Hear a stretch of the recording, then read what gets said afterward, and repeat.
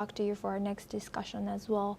Now, Gaza's Civil Defense Agency says 40 people were killed in an Israeli attack on Saturday. The war in Gaza has lasted more than 21 months now. Spokesman Mahmoud Basal said 9 people died in 3 airstrikes on Gaza City. 13 others were killed near Khan Yunis, including 8 at a camp for displaced people in Al-Mawasi. 2 people died in a drone strike on Nusayrat camp in central Gaza. The agency also said 14 people were shot dead while waiting for aid in 6 different areas. 1 man was killed northwest of Gaza City, where reportedly thousands had gathered near a distribution point close to an Israeli military post. The Israeli army said it fired warning shots at a crowd after seeing a threat. It said it did not know any of casualties.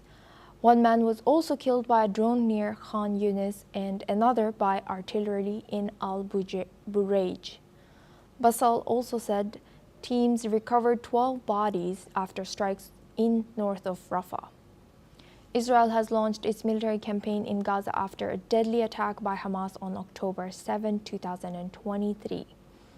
The Israeli campaign has killed over 59,700 Palestinians, mostly civilians, according to the health ministry, in the Hamas-run territory. We go back to our guest discussion with Professor Rohan Gunaratna. He's an international security expert. Thank you, Professor, for staying with us. Now, how credible are the differing narratives between Gaza's civil defense reports and the Israeli military claims regarding warning shots and intent of these casualties? There are 2 narratives about the developments in Gaza. You know this very well. And the first narrative is one of the Hamas-run health ministry of the fatalities and casualties. Certainly there are civilian deaths, there is no doubt about it. But the intention of IDF is not to kill Palestinians. The intention of the IDF is to rescue its citizens and foreign nationals who were kidnapped. 251 were kidnapped by Hamas, PIJ and other terrorist entities in 2023. But because Hamas has built an underground city and because Hamas is seeking shelter and refuge and hiding beneath mosques, churches, hospitals, schools, we have seen that when Israel strikes back, there are civilian deaths. So the responsibility for this devastation rests primarily on Hamas and the other terrorist entities and their sponsors.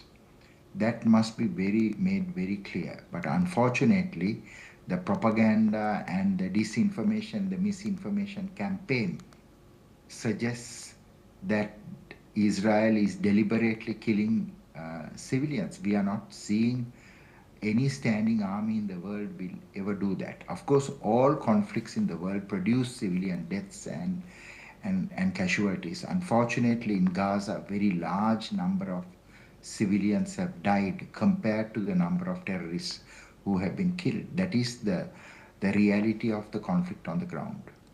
And Professor, now looking back, and we both have had many discussions on this, but how can there be trust? How can there be trust between these parties, all of these parties involved? As we've seen UN accused Israel, Israel accused UN, and continuing of these casualties. How can they trust each other moving forward?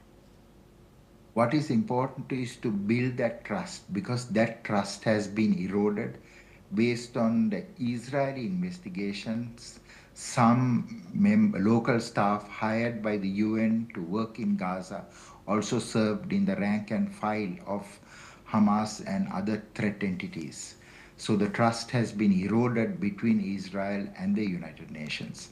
United Nations is an organization that has dedicated its entire resources towards uplifting the suffering of the people. And this relationship has to be restored, although there can be such instances where UN has been used, misused and abused by threat entities, and this has happened not only in Gaza but around the world in many other conflict zones. So what is important is for the UN to screen its recruits and to continuously screen its staff working in conflict zones if they are sympathizers, supporters of terrorist entities. If that can be done, certainly such disputes will not occur. But in the coming phase, I can assure you that the UN will play a very important role in the distribution of aid and relief supplies to Gaza, because that is the plan of the international community. Thank you for sharing that. Please stay with us, Professor. Now we move on to our next news. Thousands of Israelis marched towards the